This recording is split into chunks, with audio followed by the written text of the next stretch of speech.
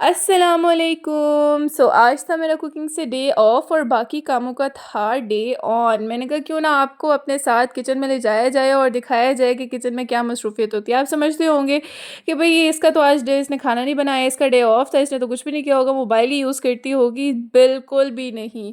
मैं कहती हूँ कि जब एक हाउस वाइफ किचन में एंटर हो जाए, ऐसा हो ही नहीं सकता कि वो बगैर कुछ किए वापस आ जाए।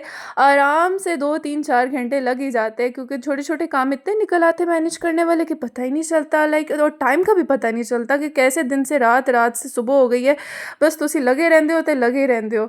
तो बस इसी तरह से जो है वो टाइम टाइम और दिन गुजर जाते हैं। तो आप देख सकते हैं, मैं चिकन ब्रेस्ट ऐसा होल मंगवाती हूँ हमेशा, कभी भी उसको कट नहीं करवाती, क्योंकि मुझे बोनलेस की काफ़ी डिशेस माइंड में आ रही होती है और मेरी कोशिश होती है आप सबके साथ शेयर करूँ, और इंशाल्लाह इंशाल्लाह करूँगी भी। तो मैं ऐसा होल ही मंगवा के फ्रीज़ कर लेती हूँ, ताकि मुझे अपनी रेसिपी की अकॉर्डिंग जिस तरह से चाहे मैं उसको डाइस आउट कर सकूँ। सो इंसान जब अपने घर का काम कर रहा होता है ना, तो उसको ज़रा थकावट नहीं फ़ील होती। अपना काम करते हुए तो मैं कहती हूँ इंसान रोबोट की तरह लगा हुआ होता है, कि एक जिस्म गोश्त-वोश्त का नहीं है, बस किसी मशीनरी की तरह है कि वो बस लगा रहे, लगा रहे, लगा रहे, और 3 4 घंटे 5 घंटे भी इनफैक्ट किचन में ऐसे गुज़रते हैं कि बिल्कुल भी टाइम का पता नहीं चलता। और ये सब, मेरी सारी इन बातों से हर वो हाउसवाइफ़ रिलेट कर सकती है कि जो अपनी फैमिली को बड़े अच्छे तरीके से, बड़े मैनेजेबल तरीके से लेके चल रही हैं, और उनकी कोशिश ये होती है कि सारा काम खुद किया जाए। पर्सनली तौर पे मेरी ये कोशिश होती है कि मैं किसी को भी कोई हेल्प ज़्यादा ना लूँ, अपना काम जितना हो सकता है मैं खुद करूँ, और खुशी होती है अपना काम खुद करते हुए, और बड़ी साफ़ सफाई से और बड़े अच्छे तरीके से हो जाता है। तो इसलिए फिर मुझे ज़्यादा यही प्रायोरिटाइज़ मैं करती हूँ कि मैं सारा काम अपने मैं खुद मैनेज करूँ, बजाय कि मैं किसी की हेल्प लूँ। हाँ, अगर आपके पास ज़्यादा काम है, कोई दावत है या ज़्यादा लोग आ गए, फिर मेरी होता है कि चलो हेल्पर मंगवा ली जाए, लेकिन मोस्टली मेरी यही कोशिश होती है कि अपने जितने काम हैं उनके मैं डेज़ डिवाइड कर लूँ, और बड़े अच्छे तरीके से सारा काम जो है वो मेरा मैनेज हो जाए।